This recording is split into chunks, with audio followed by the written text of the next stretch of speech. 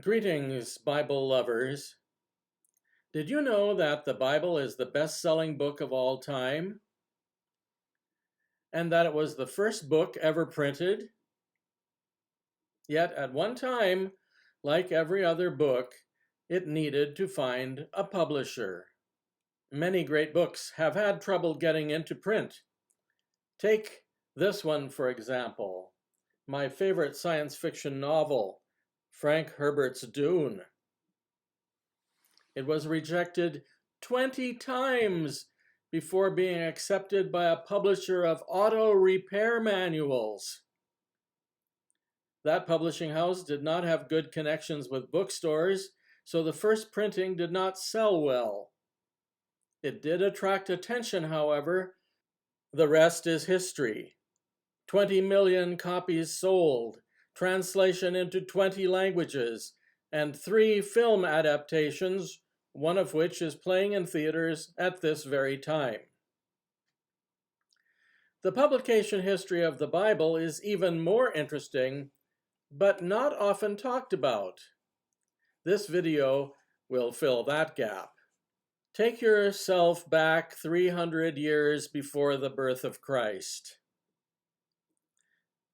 The Hebrews have many sacred writings which are circulating as individual scrolls without any formal collection. Meanwhile, the Greeks had established the first public library system. Getting a manuscript of your book into one of those libraries was the ancient equivalent of getting published. Now, King Ptolemy II of Egypt heard that the Jews had a book by their great leader Moses, who had led them out of slavery in Egypt. He was naturally curious about what it said, but he could not read Hebrew. So he hired 70 scholars to translate the book from Hebrew into Greek. The result was a great success, and the copy of the book was placed in the great Library of Alexandria. Their shelving system was alphabetical by author, so Exodus appeared in the M section for Moses. Apparently the book was very popular. The translation project continued under royal patronage, and over the next couple centuries, the whole Torah and the prophets, both major and minor, and the miscellaneous writings were added to the library's holdings. This vast translation project eventually came to be called the Septuagint, which means the 70 in Latin. Go figure. What about the New Testament? Well, St. Mark took his gospel with him to Alexandria and stayed in the Jewish quarter only a few blocks away from the library.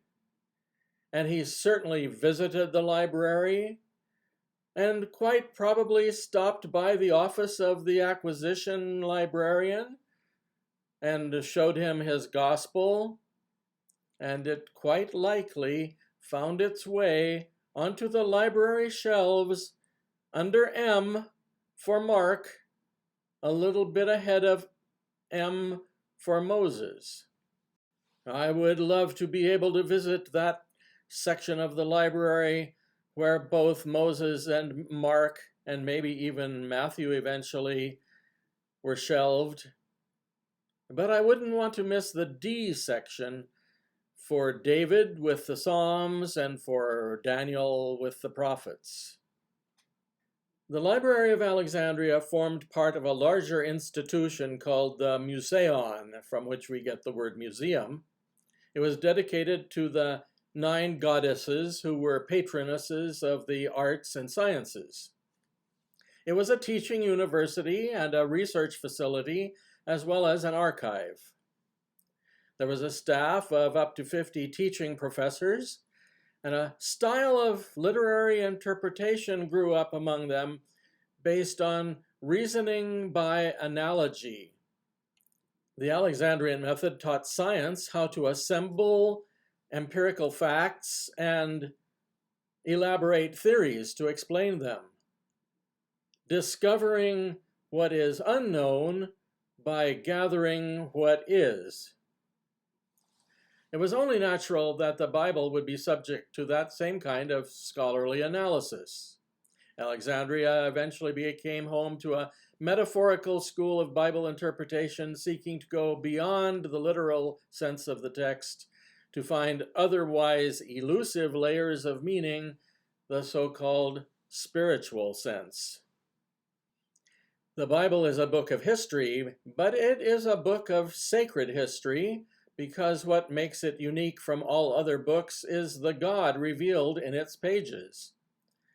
Such fathers of the church as Athanasius of Alexandria and Cyril of Alexandria gave indispensable assistance to the church in formulating doctrinal conclusions about the spiritual teachings of the Bible. The Septuagint Greek Bible, translated in Alexandria, became the template for the Bibles in Latin, Syriac, Coptic, Amharic, Armenian, and the Slavic languages. The Vatican used translations from the Septuagint until the 1940s, when they began to encourage new translations directly from the Hebrew. In this, our second season, we will look at many of the Psalm translations made directly from the Hebrew. But don't forget, the Septuagint Greek too was translated directly from the Hebrew. So in our next episode, we will take a closer look at the Psalter of the Septuagint. It has the virtue of precedent.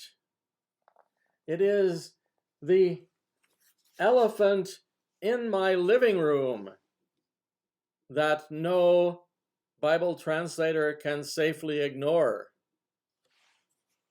Meanwhile, don't you ignore that Bible at your bedside. It's a miracle not to be taken for granted. The king of Egypt paid good money to get that book available to you. Try and look into it last thing at night and first thing in the morning. You'll sleep better, and God will teach you things. See you next time.